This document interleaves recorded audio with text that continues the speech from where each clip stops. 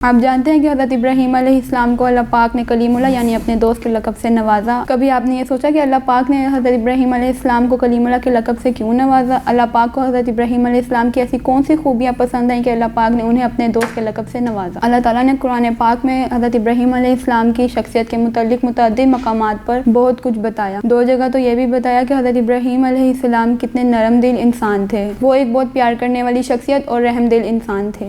حوالہ سورہ توبہ کی آیت نمبر 114 اور سورہ ہود کی آیت نمبر 75۔ مثلاً کبھی وہ ستاروں کی طرف دیکھ کر سوچتے ہیں کہ شاید یہ میرا رب ہے، لیکن پھر اسے غروب ہوتا دیکھ کر اس سے پیچھے ہٹ جاتے ہیں۔ حوالہ سورۃ انعام کی آیت نمبر 76۔ پھر کبھی وہ چاند کو چمکتا دیکھ کر وہ اس کی طرف متوجہ ہوتے ہیں اور کہتے ہیں کہ شاید یہ میرا رب ہے، لیکن وہ بھی غروب ہو جاتا ہے۔ حوالہ سورۃ انعام کی آیت نمبر 77۔ پھر یہاں تک ہی نہیں بلکہ جب وہ سورج کو نکلتا دیکھتے ہیں تو اس کے بارے میں بھی تجسس کا اظہار کرتے ہیں، یہ تو سب سے بڑا ہے، شاید یہ میرا رب ہے، لیکن بالآخر اسے بھی غروب ہوتا دیکھ کر اس سے پیچھے ہٹ جاتے ہیں۔ حوالہ سورۃ انعام کی آیت نمبر 78۔ دلچسپ بات یہ ہے کہ نبوت کے بعد ان کا تجسس ختم نہیں ہوا، بلکہ وہ اللہ تعالیٰ سے دعا کرتے ہیں کہ اے اللہ مجھے مردے زندہ ہوتے دیکھنے ہیں، سورۃ بقرہ کی آیت نمبر 260۔ اور اللہ تعالیٰ ان سے پوچھتے ہیں کہ اے ابراہیم کیا تمہیں ایمان نہیں ہے؟ تو وہ اللہ پاک سے مزید عرض کرتے ہوئے فرماتے ہیں کہ ایمان تو ہے، لیکن اے اللہ میرے دل کو سکون آ جائے، سورۃ بقرہ کی آیت نمبر 260۔ اور پھر 4 پرندے ذبح کر پہاڑوں پہ رکھنے والا واقعہ ہوتا ہے جو زندہ ہو کر ان کے بعد بھاگتے چلے جاتے ہیں، سورۃ بقرہ کی آیت نمبر 260۔ لیکن اس پیٹرن میں مجھے سب سے زیادہ خوبصورت بات نظر آ رہی ہے وہ یہ ہے کہ اللہ تعالیٰ نے کس طرح ان کے تجسس کو پورا کیا۔ ہم نے ابراہیم علیہ السلام کو آسمانوں اور زمینوں کی مخلوقات دکھا دی تاکہ اسے پورا یقین آ جائے۔ صرف 1 منٹ کے لیے امیجن کریں کہ انہوں نے کیا کیا مخلوقات دیکھ لی ہوں گی۔ اگر آپ امیجن نہیں کر پا رہے تو میں آپ کو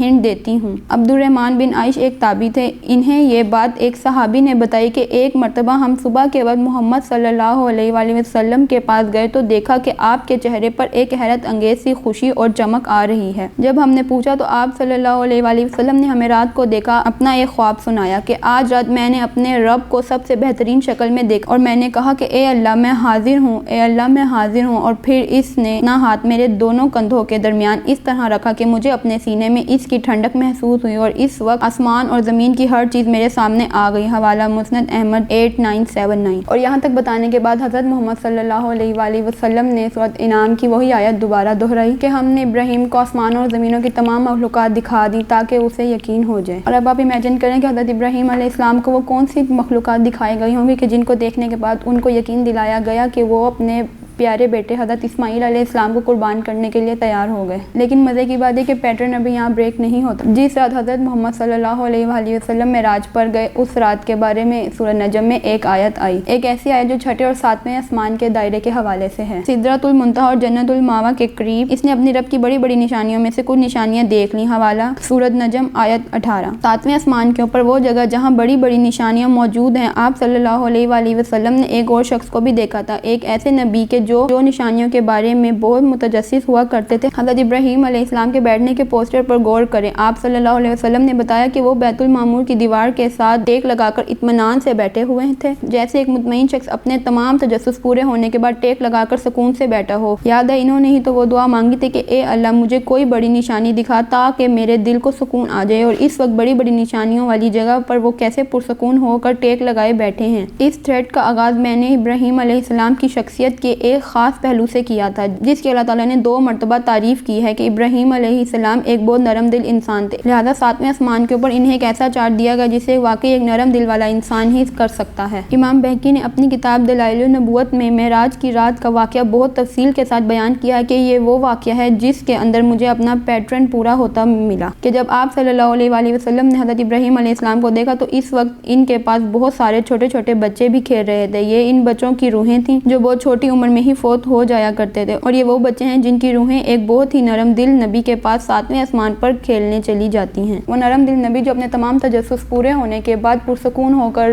بیت المعمور کی دیوار کے ساتھ ٹیک لگائے بیٹھے ہیں۔ حضرت ابراہیم علیہ السلام نے 2 شادیاں کی، ایک حضرت سارہ اور دوسری حضرت ہاجرہ۔ حضرت سارہ حضرت ابراہیم علیہ السلام کی پہلی بیوی تھی جو حضرت اسحاق علیہ السلام کی والدہ تھیں۔ حضرت ہاجرہ حضرت ابراہیم علیہ السلام کی دوسری بیوی تھی جو حضرت اسماعیل علیہ السلام کی والدہ تھیں۔ یوں تو اللہ پاک نے اپنے پیغمبروں کو بہت سی خوب خوبیاں دیں، بہت سے انعامات سے نوازا، اور پیغمبر حضرت ابراہیم علیہ السلام سے لے کر نبی آخر الزماں حضرت محمد صلی اللہ علیہ وآلہ وسلم نے اللہ پاک کی جتنی خوبیاں اور بڑائیاں بیان کیں، اگر ان تمام کا تفصیلی ذکر کریں تو شاید تا قیامت اللہ سبحانہ و تعالیٰ کی تسبیح مکمل بیان نہ کی جا سکے گی۔ ہماری رپورٹس میں اگر کسی قسم کی غلطی ہو تو اس کے لیے ہم معذرت خواہ ہیں۔ ہمارے امید ہے کہ ہمارے چینل کی تحقیقاتی رپورٹس آپ کو پسند آئی ہوں گی، تو ہمارے چینل کو لائک کریں، سبسکرائب کریں اور دیکھتے رہیے سی نیوز۔ شکریہ۔